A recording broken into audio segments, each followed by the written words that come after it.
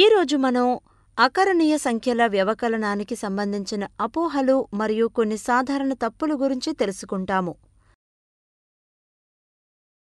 అపోహ 1. ఉష్ణోగ్రతలో పెరుగుదలను ధనాత్మక అకరణీయ సంఖ్య అంటే పాజిటివ్ రేషనల్ నంబర్తో మరియు తరుగుదలను రుణాత్మక అకరణీయ సంఖ్య అంటే నెగటివ్ రేషనల్ నంబర్తో సూచిస్తామనుకోండి. క్రింది ప్రశ్నకు సమాధానం సాధించండి. ఒక కొండ ప్రాంతంలో ఒకరోజు ఉష్ణోగ్రత 59/3 డిగ్రీల సెల్సియస్ ఉన్నది.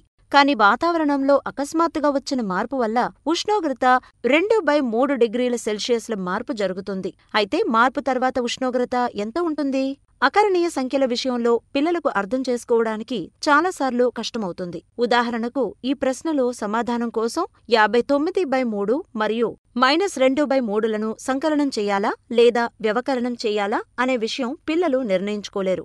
సమాధానం కోసం కొంతమంది పిల్లలు 2 అకరణీయ సంఖ్యలని వ్యవకలనం చేయటం వల్ల వారికి ఫలితం 61/3 డిగ్రీ సెల్సియస్ లభిస్తుంది. కాని ఇది తప్పు సమాధానం. సరైన సమాధానం సాధిద్దాం. ఇక్కడ మార్పు రుణాత్మక అకరణీయ సంఖ్యలో ఇవ్వబడింది. దీని అర్థమేమిటో చెప్పగలరా? ఆలోచించండి. సరైన సమాధానం రుణాత్మక చిహ్నంతో మనకు ఉష్ణోగ్రత తగ్గుతున్నదని తెలుస్తుంది. ఒకవేళ ఉష్ణోగ్రతలో తరుగుదల జరిగితే సమాధానం 61/3 రాకూడదు. ఎందుకంటే ఇది 59/3 కంటే ఎక్కువ. సరైన అవగాహన ఏమనగా ఉష్ణోగ్రతలో మార్పు కనుగొనడానికి తుది స్థితి నుండి ప్రారంభ స్థితి వ్యవకలనం చేయాలి. ఇక్కడ ఉష్ణోగ్రతలో మార్పు తుది ఉష్ణోగ్రత మైనస్ ప్రారంభ ఉష్ణోగ్రత.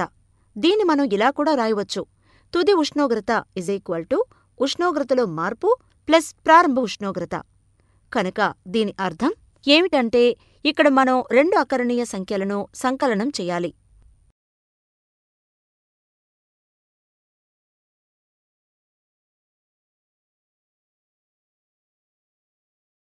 కనుక సరైన సమాధానం ఆప్షన్ 2 అవుతుంది. ఇప్పుడు కొన్ని సాధారణ తప్పుల గురించి తెలుసుకుందాం.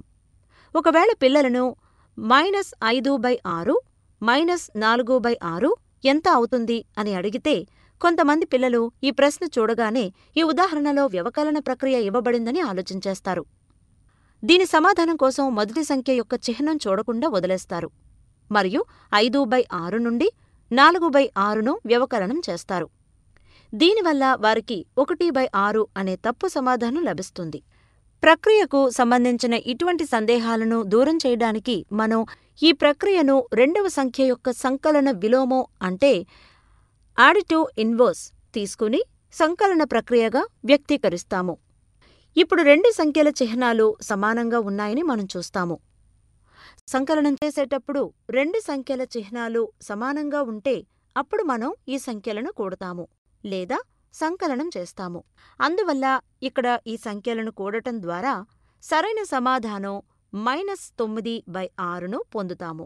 -5/6 -4/6 యొక్క ఫలితం సాధించేటప్పుడు కొందరు పిల్లలు 2 రుణాత్మకాలు కనుక ఫలితం ధనాత్మకం అవుతుందని కూడా అనుకుంటారు. అందువల్ల వారు 9/6 అనే ఫలితాన్ని పొందుతారు. కాని సరైన సమాధానం -9/6. ఈ అపోహకు కారణం రుణాత్మకం ధనాత్మకం అవుతుంది అని వారు గుర్తుంచుకుంటారు మరియు దాన్ని అన్ని ప్రక్రియలలో ఉపయోగిస్తారు. కాని ఈ కిటుకు కేవలం గుణకారం మరియు భాగహారాల్లో మాత్రమే సరి అవుతుంది, సంకలన వ్యవకలనాలలో కాదు.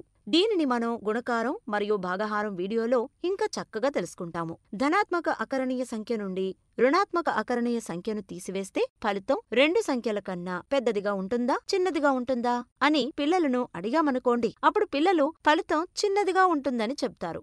ఈ సమాధానం వెనుక వాళ్ల తప్పు అవగాహన ఏమంటే వ్యవకలనం చేసినప్పుడు ఎల్లప్పుడూ చిన్న సంఖ్య లభిస్తుందని. ఉదాహరణకు మన ప్రశ్న ఏమంటే 9/8 -5/8 యొక్క సమాధానం సాధించండి. దీనికోసం మనం దీన్ని 9/8 ప్లస్ 5/8 రూపంలో రాయవచ్చు. ఇప్పుడు మనం దీన్ని సాధిస్తే 14/8 వస్తుంది.